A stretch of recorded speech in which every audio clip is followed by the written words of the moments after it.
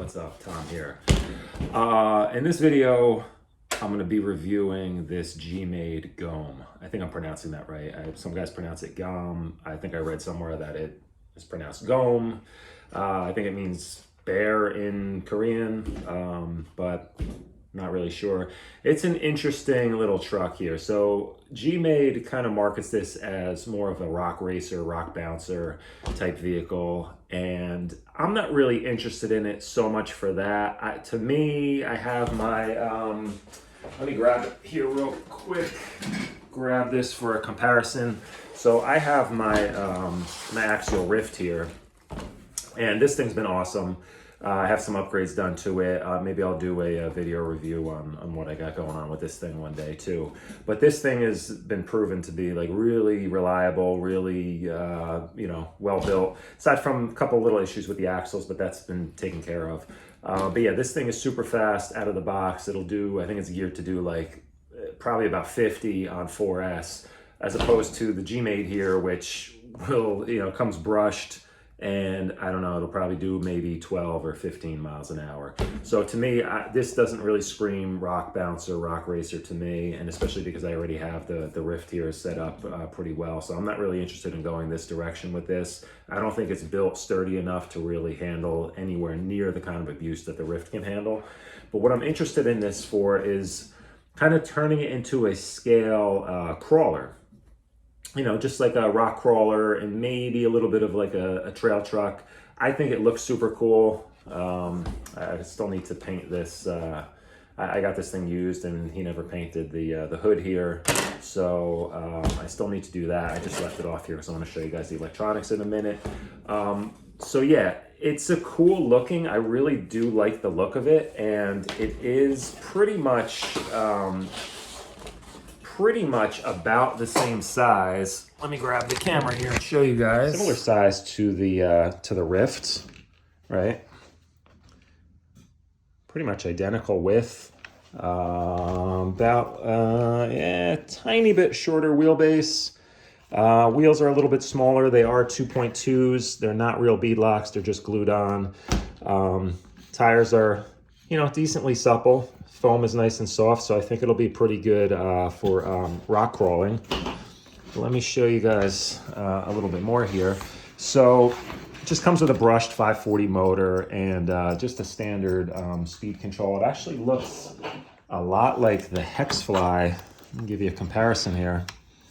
Looks a lot like the Hexfly speed controller that I took out of my Red Cat Gen 8.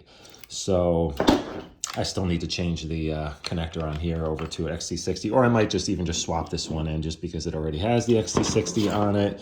It comes with some pretty nice shocks. These are the GMade shocks. I forget exactly what model these are, but I already went ahead and changed the fluid in here. I think I did like 30 weight. Has the dual shock setup on the rear.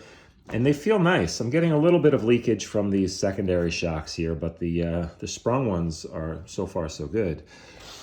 It does have the option for a 2-speed trans. This one did not come with it. I think this was the RTR kit. You can do a 2-speed trans in here. I don't really see them available. I was considering going that route, but now I'm not too sure. If I can't really find the parts, I might not do that. But I think out of the box, it comes set up in the high gear, which is still really low geared on this. I might just drop the pinion down a tiny bit. If I'm turning it into a crawler, I'd like to have even better low speed control. But yeah, the high speed, if this is second gear, is still not very good.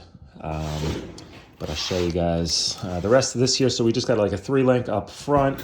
And I gotta say, they got the geometry right. There is 0 bump steer on this thing. One thing I did notice though is the panhard bar does hit the servo horn. And when it compresses, it does limit the travel on the one side, and you end up with kind of this uneven, like it won't really fully compress on the passenger side, but on the driver's side it will. So I might just have to put a little bend in that panhard or find a little angled rod end just to solve that problem. That kind of annoys me. So what else do we got going on here? We got a 4-link setup in the rear. All plastic links. It's not really super high quality. You can get aluminum replacements for all this stuff, which I might decide. I'm definitely going to do the front because Here's something that I thought was kind of a joke. You know, some of the stuff on here almost comes across as like toy grade. Like, look at this. Look at this steering link on this thing. I mean, that's a joke, guys. I mean, I'm barely pushing on this, and you know, I don't know. I guess it acts as like a servo saver, but I mean, come on. This is like super crazy flexible. You know, that's ridiculous. That needs to be changed out right away. And I'll change this this out too, just to go with the aluminum links. It does come with some aluminum diff covers here. The axles look decent. You know, I don't know. We'll see how they hold up. But that's why I'm not going to turn this thing into any type of rock bouncer or rock racer. It's definitely just going to be for low speed stuff. Getting to the good points about this. So first of all, I think it's a really cool looking vehicle.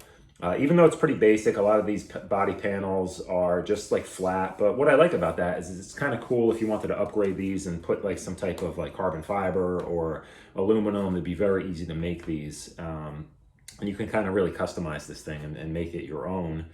You can get a nice interior for this, and I'm definitely planning on doing that. Put a little driver figure in there or something, make it look cool. I like the fact that it's larger. So if you compare this to a Capra, you know, to me, it's like, I don't know if you guys can really get a scale on this thing, but to me, it's almost like an 8 scale version of like the Capra. You know, it's a lot bigger. You have a much longer wheelbase, has 2.2 inch wheels, way taller, and you know, definitely much wider. So I kind of like that idea. You know, I have enough like 1/10 crawlers. This is cool because it's going to be able to kind of tackle some bigger, rougher terrain and just kind of have a little bit more clearance, and longer wheelbase help get up on top of ledges and stuff a little bit easier. But one of the really cool things about this truck is that out of the box, the weight distribution, I mean, look at where the balance point is on this. It's so far forward. I don't have like a 4-wheel scale or anything, but just measuring the front and rear on a little digital scale and doing the calculations, I figured out that this out of the box is about 58% forward weight biased, which is really good. That's what you want for a car. And you know, it's got pretty good flex, you know, for something with trailing arms in the rear. So I think it's going to be like a cool, interesting crawler project. And like I said, I'm not going to spend a ton of money on this. I might even just stick with a brushed motor. I might just do like a 550 can motor and start out with either the stock or this Hexfly ESC. Maybe go over to the ISDT ESC70, which is something I have in my, I don't feel like grabbing it right now, but I'm testing that out in my Red Cat Gen 8. And it's been really cool so far, and it's a relatively low-priced ESC. So I might try that, you know, in here and just throw in a slightly better servo. I think it's a cool little rock buggy. It's pretty scale. It has like a cool, like the way the transmission is mounted, and I really like how everything is kind of set forward up here, even though it does sit a little bit high. I think it is a pretty cool setup there. But yeah, it's got a nice, like a pretty flat skid under here. I think it's going to be pretty cool. I can't wait to get out and just test this thing and see what it can do. And that'll kind of be my determining factor of how far I want to go with this thing. If it performs really well, like mostly stock, I definitely got to change the steering link and do a couple things, and I'm going to run it on 3S just to test it out. If it performs well enough, I'm definitely going to go ahead and do some upgrades on this thing, but nothing crazy. So yeah, guys, just wanted to show you this as one of my kind of upcoming projects here. I think it's pretty cool, and yeah, I'll keep you guys posted if you were thinking of getting one of these. Just something different, wanted to show you guys, and I'll have some running video soon, hopefully. So stay tuned, guys. Thanks for checking out the channel. If you like it, consider subscribing, hit the like button, and I'll see you guys later. Yo guys, Tom here, out with my GMade GOM, and I'm gonna give it a little bit of a run here. Hopefully you can hear me. There's quite a bit of rushing water over here. We just had some crazy rainstorms in the area, and there's kind of a big waterfall right on the other side of these rocks. So a little bit noisy, but just gonna give this thing a bit of a run. I did a couple things to it. and I kind of want to give it a test. So I just installed an ISDT ESC70, and it's working out pretty well. I'm going to do a separate review on that shortly. I'm actually really impressed. It's a $25 ESC, brushed ESC.